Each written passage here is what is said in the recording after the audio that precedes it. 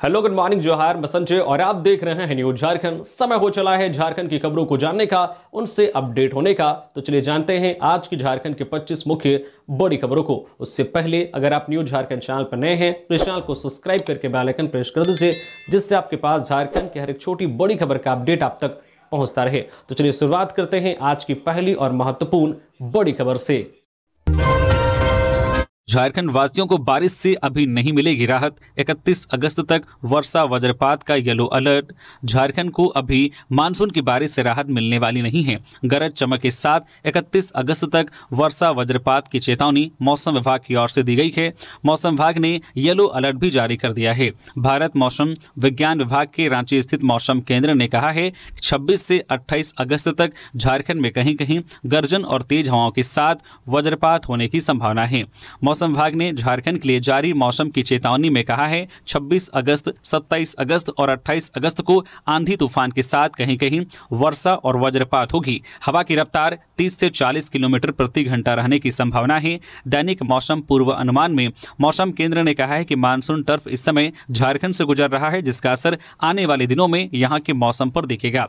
मौसम विभाग के मुताबिक 29 अगस्त को झारखंड के दक्षिण पूर्वी जैसे कि पश्चिमी सिंहभूम, सरायकेला, खारसावां और पूर्वी सिंहभूम और उत्तर पूर्वी भागों जैसे कि साहिबगंज, गोड्डा, पाकुड़ और दुमका भागों में कहीं कहीं भारी वर्षा होने की संभावना है। इतना ही नहीं, कहीं कहीं गरज चमक के साथ वर्षा और वज्रपात की भी संभावना है। इस दौरान हवा की अधिकतम गति 30 से 40 किलोमीटर प्रति घंटा रह सकती है। इधर मौसम विभाग ने 30 और 31 अगस्त के लिए भी मौसम विभाग का येलो अलर्ट जारी हुआ है। इसमें कहा गया है कि राज्य के पूर्वी और उससे सटे मध्य भागों में कहीं कहीं भारी वर्षा होगी।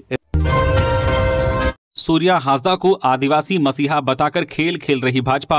हेमलाल मुर्मू का बड़ा बयान। झारखंड मुक्ति मोर्चा जेएमएम ने भारतीय जनता पार्टी बीजेपी पर बड़ा आरोप लगाया है।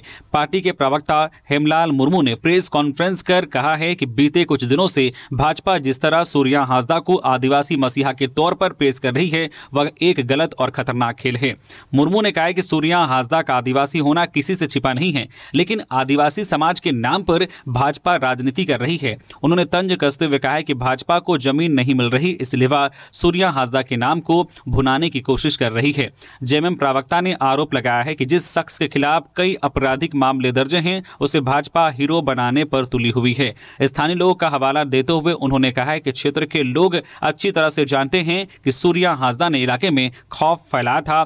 लोग कहते हैं कि जिसने निर्दोषों की हत्या की, उसके मारे जाने पर गलत किया है। उन्होंने यह भी दावा किया है कि हांसदा के डर से गवाह तक गायब हो जाते थे। जो इंसान इतना आतंक फैलाया था, उसको मसीहा बनाना आदिवासी समाज का अपमान है। जेएमएम का कहना है कि भाजपा आदिवासियों की भावनाओं से खिलवाड़ कर रही है। पार्टी ने साफ कर दिया है कि जनता अब इन सियासी चालों को समझ चुकी है और वह भाजपा की इस रणनीति को स्वीकार नहीं करेगी। सूर्या हांसदा को झामुमो विधायक ने बताया अपराधी। भाजपा और लोजपा विधायकों ने किया विरोध, सदन से किया वॉकआउट। झारखंड विधानसभा के मानसून सत्र के दौरान सोमवार का दिन काफी हंगामेदार रहा। सूर्या हांसदा मुठभेड़ को फर्जी बताते हुए भाजपा विधायकों ने मामले की सीबीआई जांच की मांग की और रिम्स 2 के निर्माण के लिए कांके नगरी के आदिवासियों और मूलवासियों की जमीन अधिग्रहण का भी विरोध किया। सदन के अंदर और बाहर भाजपा विधायकों के कड़े विरोध के कारण कार्यवाही को 2 बार स्थगित करनी पड़ी। इसी बीच गोड्डा में सूर्या हांसदा मुठभेड़ मामले पर विधायक हेमलाल मुर्मू के उस बयान से भाजपा विधायक नाराज हो गए, जिसमें उन्होंने कहा था कि सूर्या हांसदा एक अपराधी था। इससे लेकर विपक्ष का कड़ा रुख देखने को मिला। हेमलाल मुर्मू के इस बयान का कड़ा विरोध करते हुए भाजपा विधायकों ने नारेबाजी करते हुए सदन से वॉकआउट किया और सरकार को आदिवासी और मूलवासी विरोध करार दिया। भाजपा के मुख्य सचेतक नवीन जायसवाल और जो पूर्व शिक्षा मंत्री डॉक्टर नीरा यादव ने कहा कि आज यह स्पष्ट हो गया है कि अब वह सरकार होने का दंभ भरने वाली हेमंत सोरेन की सरकार वास्तव में आदिवासी और मूलवासी विरोधी है। भाजपा विधायकों ने कहा है कि हेमलाल मुर्मू कोई अदालत या जज नहीं है जो किसी को निर्दोष या अपराधी होने का प्रमाण दे सके। कैमरून से झारखंड लौटे 17 मजदूर वेतन नहीं मिलने से परेशान थे। सोशल मीडिया पर मदद मांगी, 2 और मजदूर 26 को आएंगे। अफ्रीकी देश कैमरून में फंसे झारखंड के 19 प्रवासी मजदूरों में से 17 मजदूर सोमवार को वतन लौट आए हैं। ये सभी मजदूर कैमरून की ट्रांसरेल लाइटिंग लिमिटेड कंपनी में काम करते थे। हजारीबाग और बोकारो जिले के इन मजदूरों को वेतन नहीं मिल रहा था। 11 मजदूरों को 4 महीने से और 8 मजदूरों को 2 महीने से वेतन का भुगतान नहीं हुआ था। इससे उन्हें खाने पीने की भी समस्या हो रही थी। मजदूरों ने सोशल मीडिया पर वीडियो जारी कर भारत सरकार से मदद मांगी। वीडियो वायरल होने के बाद सरकार ने कार्रवाई की। समाज सेवी सिकंदर अली ने भी सरकार और संबंधित एजेंसियों से संपर्क कर मजदूरों की वापसी में मदद की।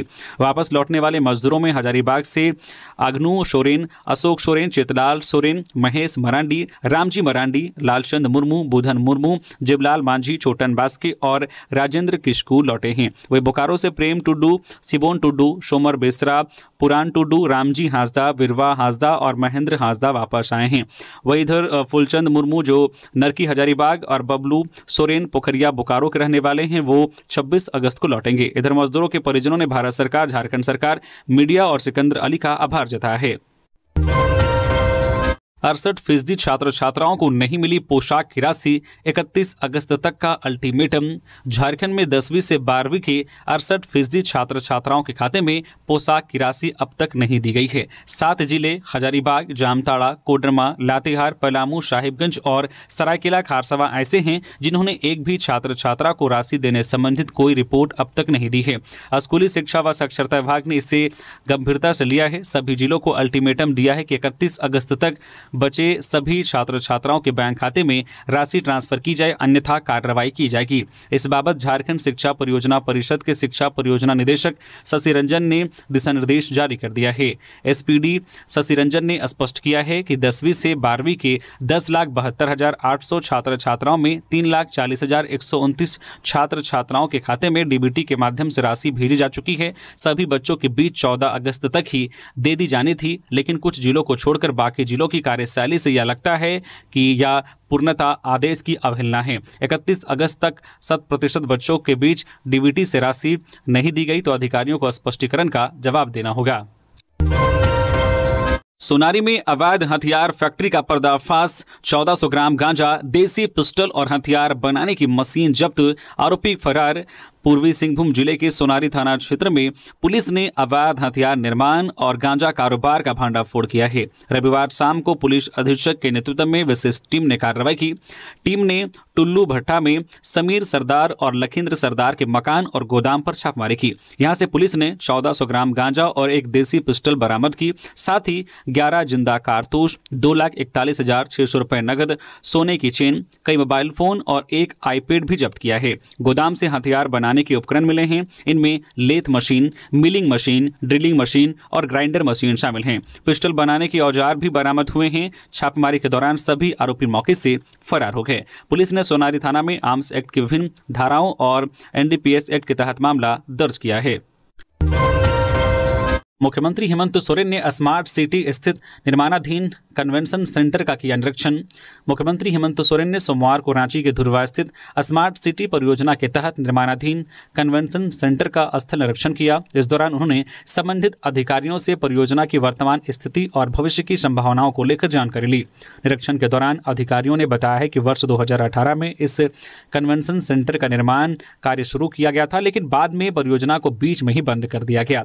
इस सेंटर में लगभग 5,000 लोगों के बैठने की क्षमता प्रस्तावित थी। मुख्यमंत्री ने अधिकारियों को निर्देश दिया है कि इस अधूरे पड़े प्रोजेक्ट की उपयोगिता राज्य हित में सुनिश्चित करने के लिए एक ठोस और व्यवहारिक कार्य योजना तैयार की जाए, ताकि भविष्य में इसका लाभ आम लोगों को मिल सके। निरीक्षण के दौरान नगर विकास एवं आवास मंत्री सुदिव्य कुमार, मुख्यमंत्री के अपर मुख्य सचिव अविनाश कुमार, नगर विकास विभाग के प्रधान सचिव सुनील कुमार, स्मार्ट सिटी के सीईओ सूरज कुमार, जीएम राकेश नंद कुलियार समेत कई अधिकारी मौजूद थे।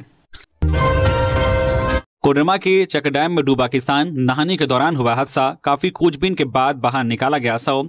कोडरमा के तिलैया डैम क्षेत्र में सोमवार सुबह एक दुखद घटना सामने आई। बड़की धमराई पंचायत के मंजगावा गांव निवासी 50 वर्षीय किसान सुभाष राणा की चक डैम में डूबने से मौत हो गई। सुभाष राणा सोमवार सुबह मंजगावा स्थित चक डैम में नहाने गए थे।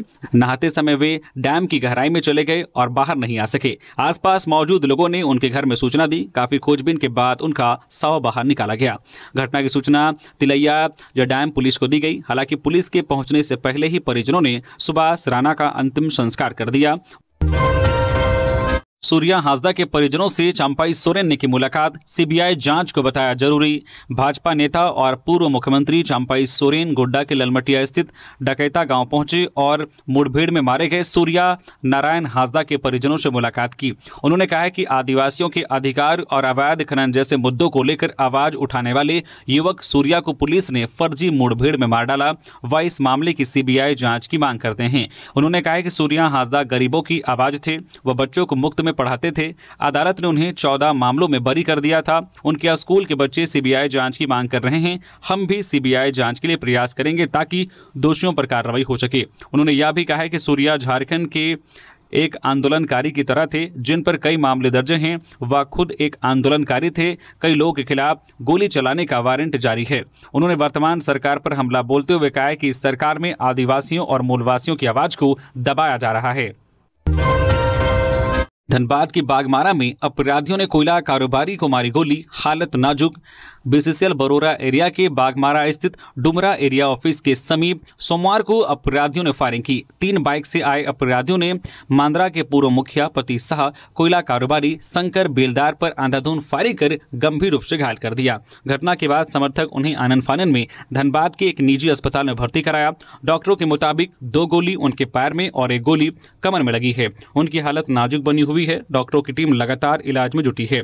हमले की खबर फैलते ही शंकर बेलदार के बड़ी संख्या में समर्थक अस्पताल पहुंच गए। देखते ही देखते माहौल तनावपूर्ण हो गया। वारदात की सूचना पर बरोरा थाना पुलिस मौके पर पहुंची और घटनास्थल से साक्ष्य जुटाए। स्थानीय लोगों के अनुसार शंकर बेलदार अपने सहयोगी श्रवण राय के साथ मोटरसाइकिल से घर लौट रहे थे। इस दौरान 3 बाइक पर सवार अपराधियों ने घेरकर फायरिंग शुरू कर दी। बागमारा एसडीपीओ पुरुषोत्तम सिंह ने बताया कि शंकर बेलदार को 2 गोली लगी है। घटनास्थल से कारतूस का खोखा बरामद किया गया है। अपराधियों की तलाश में छापेमारी की जा रही है।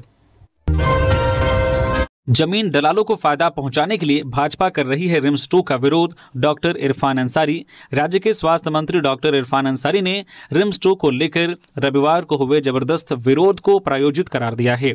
उन्होंने कहा है कि रिम्स 2 बनकर रहेगा। स्वास्थ्य मंत्री ने कहा है कि हमारी सरकार बीमारी मुक्त झारखंड बनाना चाहती है, लेकिन भाजपा के लोग बीमार झारखंड बनाना चाहते हैं। इरफान अंसारी ने कहा है कि स्वास्थ्य एक संवेदनशील मामला है और इस मुद्दे पर विरोध करना ठीक नहीं है। सूबे के स्वास्थ्य मंत्री डॉक्टर इरफान अंसारी ने कहा है कि कल के विरोध को लेकर जो जानकारी उनके पास है उसके अनुसार रविवार के प्रदर्शन में कोई भी स्थानीय लोग शामिल नहीं थे, बल्कि बाहर से लाए गए लोगों से मामले को बिगाड़ने की कोशिश की। इरफान अंसारी ने कहा कि हमारे पुलिस वालों को मारा गया, कई पुलिस वालों के पैर तोड़ दिए गए हैं। मैं पूरे मामले की जांच कर रहा हूं। इरफान अंसारी ने कहा है कि हमारी सरकार जब जनता के हित में कदम उठा रही है, 5 महीने में स्वास्थ्य विभाग ट्रैक पर आया है तो विपक्ष उसमें खलल डालने में लगा है।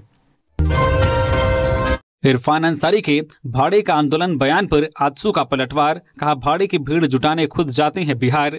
आजसू पार्टी के केंद्रीय उपाध्यक्ष और झारखंड आंदोलनकारी प्रवीण प्रभाकर ने स्वास्थ्य मंत्री इरफान अंसारी द्वारा नगरी में आंदोलन करने वाले आदिवासी मूलवासी ग्रामीणों को भाड़े का बताने पर तीखी प्रतिक्रिया व्यक्त की है। उन्होंने कहा कि इरफान अंसारी खुद भाड़े पर बिहार जाकर राहुल गांधी की वोटर अधिकार यात्रा में भाड़े की भीड़ जुटाने का कार्य कर रहे हैं। इसी कारण उन्हें नगरी में आंदोलन कर रही आदिवासी मूलवासी जनता भाड़े की नजर आ रही है।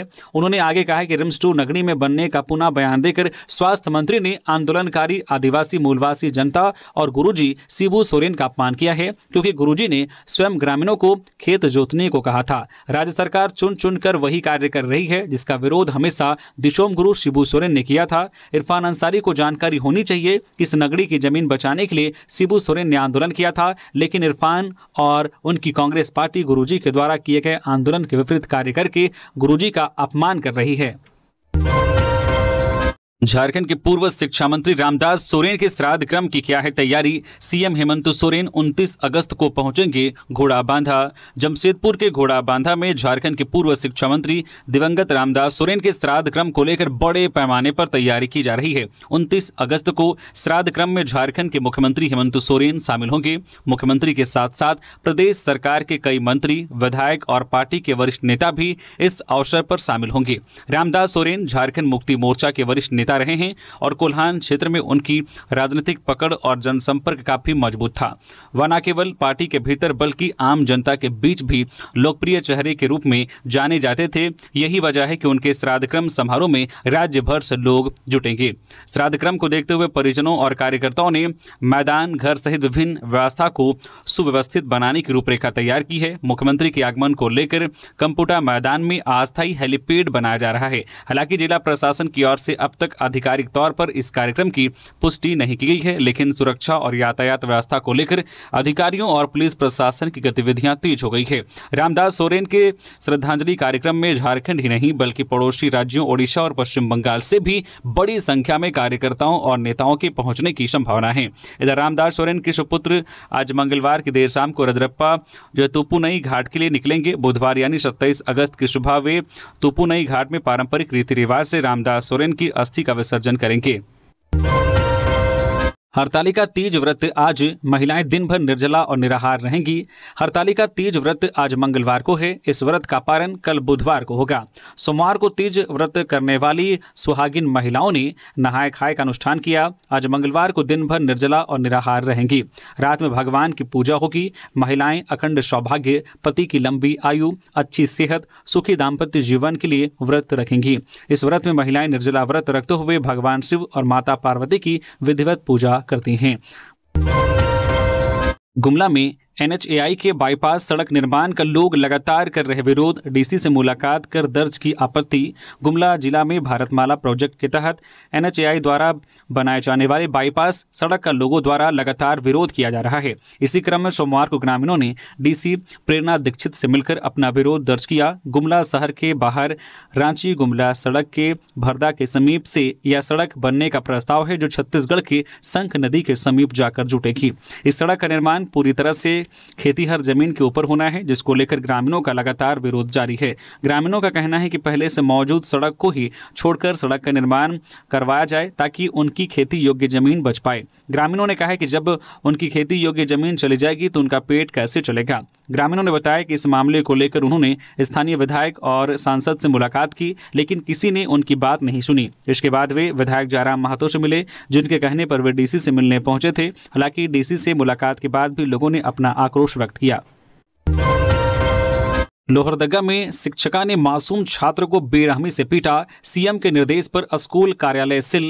लोहरदगा जिले के भंडरा प्रखंड स्थित निजी स्कूल की एक शिक्षिका पर एक छात्र की निर्ममता पूर्वक पिटाई करने का आरोप लगा है। इस मामले को मुख्यमंत्री हेमंत सोरेन ने गंभीरता से लेते हुए लोहरदगा डीसी को जांच कर कार्रवाई करने के निर्देश दिए। साथ ही छात्र की काउंसलिंग को लेकर भी निर्देश दिए गए।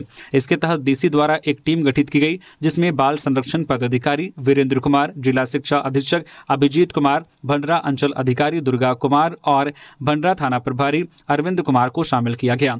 गठित टीम ने स्कूल पहुंचकर पूरे मामले की जांच की। जांच में इस बात का खुलासा हुआ है कि स्कूल संचालन से संबंधित किसी भी प्रकार के कोई कागजात नहीं हैं।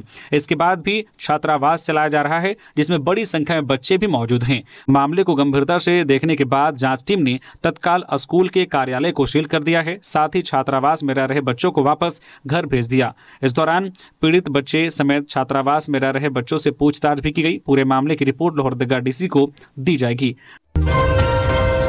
देवघर में बल्ब लगाने के दौरान करंट लगने से युवक की मौत।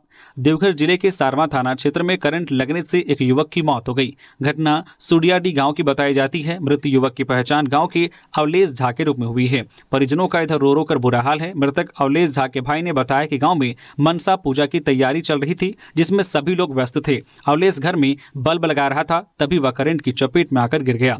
पत्नी के शोर मचाने पर आस पास के लोग पहुंचे और पोल से बिजली कनेक्शन काट दिया गया। परिजन अवलेश को उठाकर आनन फानन में सदर अस्पताल देवघर ले गए, जहां डॉक्टर ने उसे मृत घोषित कर दिया। सूचना पाकर बैद्यनाथ धाम ओपी पुलिस ने सदर अस्पताल पहुंचकर जांच पड़ताल की।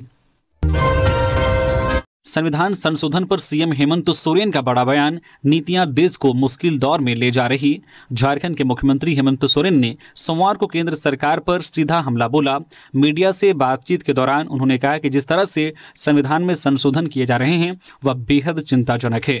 सोरेन ने तंज कसते हुए कहा कि वर्तमान सरकार क्या क्या करने वाली है या तो वही जाने, लेकिन उसके फैसले का असर पूरे देश पर साफ दिखाई दे रहा है।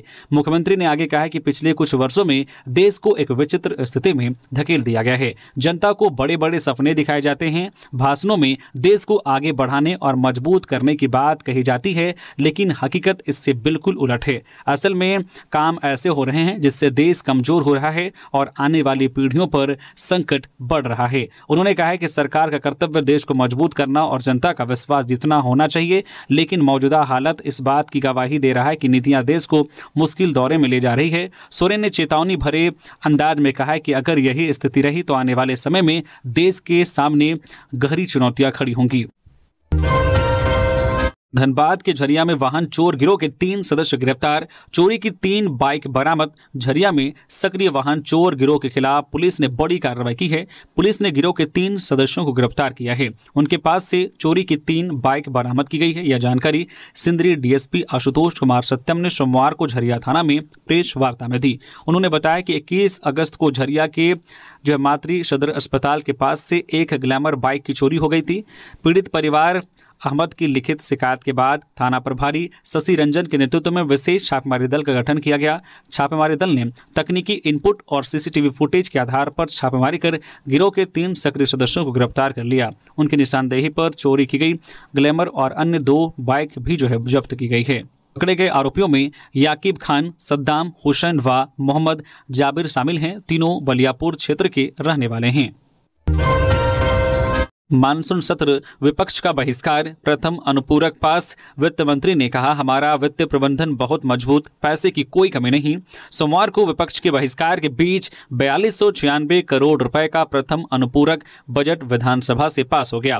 विपक्ष के बहिष्कार के कारण सत्ता पक्ष को पूरा गोल पोस्ट खाली मिला। केवल जदयू विधायक सरयू राय ही विपक्षी सदस्य के रूप में सदन में उपस्थित रहे। उन्होंने 1-2 सवाल खड़ा किया, वित्त मंत्री और सरकार का ध्यान आकृष्ट कराया। सरयू राय का कहना था कि वित्त विभाग का मूल बजट 342 करोड़ रुपए का है। प्रथम अनुपूरक में 835 करोड़ रुपए का प्रावधान किया गया है। इसी तरह स्वास्थ्य विभाग का मूल बजट 1381 करोड़ रुपए का है, जबकि प्रथम अनुपूरक में उसके लिए 448 करोड़ रुपए का प्रावधान क्यों करना पड़ा। उनके कहने का मूल भाव यही था कि मूल से सूद कहीं अधिक है। इसके अलावा राज्य सरकार प्रथम अनुपूरक बजट में राशि की मांग करने के बदले आकस्मिकता निधि में जमा करोड़ों की राशि खर्च क्यों नहीं करती। सरकार वित्तीय अनुशासन की बात करती है, लेकिन विभिन्न विभागों, प्रमंडलों, जिलों से लेकर प्रखंड तक एक बड़ी राशि जमा है, उसका उपयोग नहीं हुआ है। इधर सरकार के जवाब में वित्त मंत्री राधा कृष्ण किशोर ने कहा है कि हेमंत सोरेन सरकार का वित्तीय प्रबंधन बहुत मजबूत है। इसी का परिणाम है कि वर्तमान वित्तीय वर्ष के 4.5 महीने में हम पिछले वर्ष की तुलना में लगभग 3% अधिक राशि खर्च की है। इसी तरह इसी अवधि में हमने राजस्व संग्रहण में भी इजाफा किया है। लोहरदगा में बारिश में गिर गया घर, बाल बाल बचा परिवार और अब सहारे के लिए मुख्यमंत्री से लगा रहे हैं गुहार। लोहरदगा जिले के कुड्डू प्रखंड अंतर्गत जीमा पंचायत में एक गरीब परिवार पर कुदरत कहर बनकर टूटी। बीते 23 अगस्त की सुबह हुई मूसलाधार बारिश में जिम्मा चौक निवासी रोजामत का कच्चा मकान अचानक भरभराकर गिर गया। सौभाग्य से उस वक्त घर के सभी सदस्य अंदर मौजूद थे, लेकिन किसी तरह जान बचाकर बाहर निकल आए। हालांकि इस हादसे ने रोजामत के परिवार से उनका एकमात्र आसियाना छीन लिया। रोजामत सब्जी बेचकर अपने परिवार का पालन पोषण करते थे। पहले से ही आर्थिक तंगी से जूझ रहे इस परिवार के लिए अब सिर पर छत भी नहीं बची। रोज की जरूरतों के लिए संघर्ष कर रहे रोजामत अब अपने छोटे छोटे बच्चों और परिवार को लेकर खुले आसमान के नीचे रहने को मजबूर हैं। इस विकट परिस्थिति में उन्होंने मुख्यमंत्री हेमंत सोरेन से सहायता की अपील की है। रोजामत का कहना है कि उनके पास ना तो कोई दूसरी संपत्ति है और ना ही इतनी बचत है कि वे नया घर बना सके।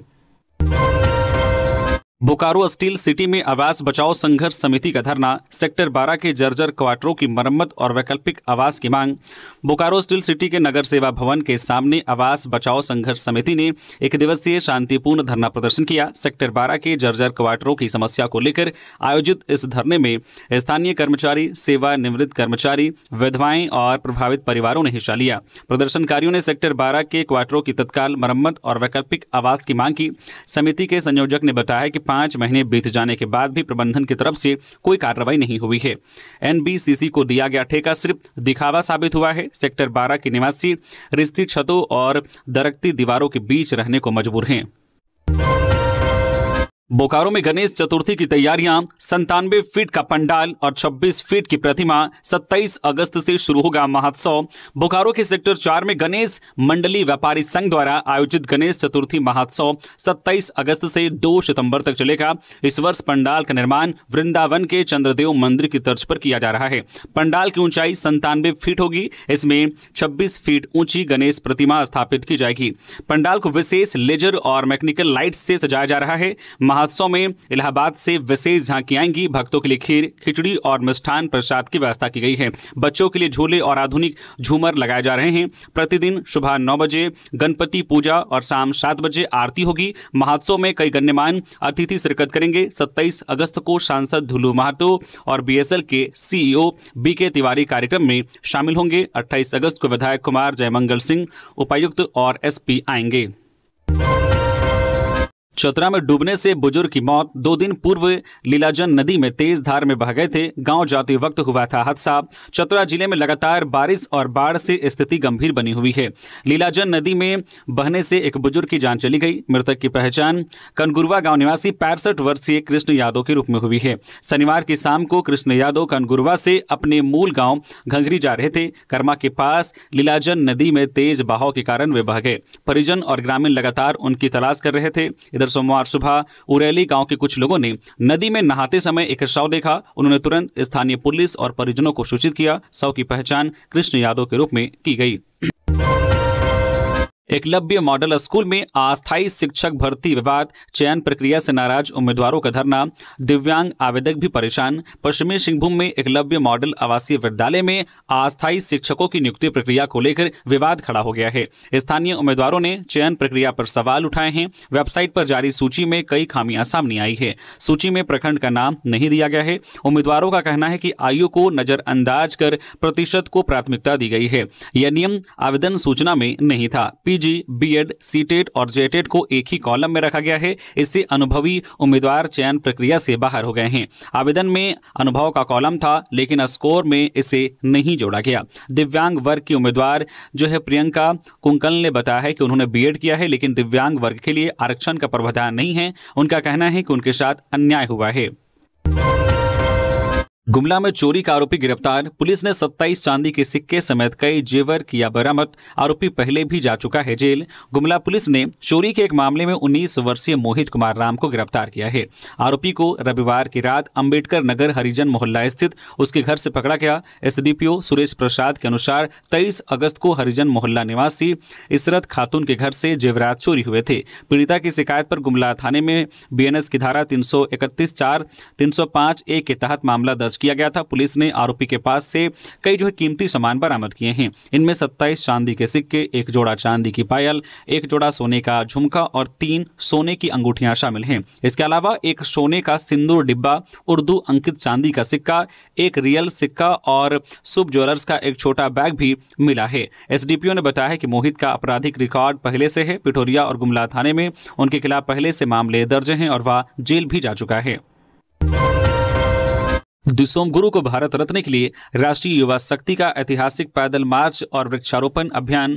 स्वर्गीय शिबू सोरेन दिसोम गुरु के सामाजिक, पर्यावरणीय और नशा मुक्ति जैसे क्षेत्रों में ऐतिहासिक योगदान को राष्ट्र के सम्मुख लाने के लिए राष्ट्रीय युवा शक्ति ने एक महत्वपूर्ण अभियान की घोषणा की है। संगठन ने दिसोम गुरु को भारत रत्न दिलाने की मांग को लेकर एक ऐतिहासिक पैदल मार्च और वृक्षारोपण अभियान शुरू करने का निर्णय लिया है, जो सितंबर माह में आयोजित किया जाएगा। राष्ट्रीय युवा शक्ति द्वारा 5 से 7 सितंबर 2025 के बीच नेमरा गांव से रांची स्थित राजभवन तक एक विशाल पैदल मार्च निकाला जाएगा। इस मार्च का उद्देश्य स्वर्गीय दिसोम गुरु के विचारों और योगदान को जन जन तक पहुंचाना है और उन्हें भारत रत्न से सम्मानित करने की मांग को लेकर बल देना है। इस ऐतिहासिक यात्रा में संगठन के केंद्रीय अध्यक्ष उत्तम यादव के नेतृत्व में सैकड़ों कार्यकर्ता, सामाजिक कार्यकर्ता और आमजन शामिल होंगे। गिरिडीह में सरकारी जमीन पर अवैध कब्जा और निर्माण के खिलाफ ग्रामीणों ने किया सड़क जाम। गिरिडीह कोडरमा मुख्य सड़क पर रिम्बा मोड़ के पास सोमवार को ग्रामीणों ने सरकारी जमीन पर हो रहे कथित अवैध कब्जा और निर्माण कार्य के विरोध में सड़क जाम कर दिया। इस दौरान आक्रोशित ग्रामीणों ने बीच सड़क पर टायर जलाकर प्रदर्शन किया, जिससे दोनों और वाहनों की लंबी कतार लग गई। ग्रामीणों ने बताया है कि नायकडीह मौजा स्थित करीब 36.5 एकड़ सरकारी गैर मजरूआ जमीन को लंबे समय से चारागाह के रूप में उपयोग किया जाता रहा है। यह जमीन बंजर भूमि के रूप में सरकारी अभिलेखों में दर्ज है, लेकिन पिछले वर्ष 2024 से ही इस भूखंड पर भूमाफियाओं की नजर है और रात के अंधेरे में अवैध निर्माण कराया जा रहा है। स्थानीय लोगों का कहना है कि अगर इस जमीन का उपयोग सरकार व प्रशासन सार्वजनिक कार्यों में करता है तो उन्हें कोई आपत्ति नहीं होगी, लेकिन किसी भी व्यक्ति या समूह को जमीन लूटने नहीं दिया जाएगा। ग्रामीणों ने कई बार अंचल, अनुमंडल और जिला प्रशासन से लिखित शिकायत कर अवैध कब्जे की कार्रवाई करने की मांग की थी, मगर प्रशासनिक उदासीनता के कारण भूमाफिया सक्रिय हो गए। जमीन पर जारी कब्जे और प्रशासन की निष्क्रियता से क्षुब्ध ग्रामीणों ने सड़क जाम कर विरोध जताया। सूचना मिलते ही हिरोडी थाना प्रभारी, सीआई और हल्का कर्मचारी मौके पर पहुंचे और प्रदर्शनकारियों को समझाने का प्रयास किया। स्थिति गरमाने पर थाना प्रभारी ने अनुमंडल पदाधिकारी अनिमेश रंजन और एसडीपीओ राजेंद्र प्रसाद को घटनास्थल से ही अवगत कराया। अधिकारियों ने ग्रामीणों को आश्वस्त किया है कि मामले की जांच कर जल्द ही अवैध निर्माण हटाया जाएगा और दोषियों पर कार्रवाई होगी। केंद्रीय मंत्री अन्नपूर्णा देवी ने कहा, ग्रामीणों के आंदोलन से डर गई सरकार, रैयतों की बात सुनी जानी चाहिए। रांची में रिम्स 2 के मामले में ग्रामीणों के आंदोलन से सरकार डर गई है। यही वजह है कि पूर्व मुख्यमंत्री को हाउस अरेस्ट किया गया था। यह बात केंद्रीय महिला एवं बाल विकास मंत्री अन्नपूर्णा देवी ने पलामू में कही है। अन्नपूर्णा देवी भारतीय जनता पार्टी के मनोज सिंह के पिता, राष्ट्रीय स्वयंसेवक संघ के पूर्व विभाग संचालक ध्रुव नारायण सिंह को श्रद्धांजलि देने पलामू पहुंची थी।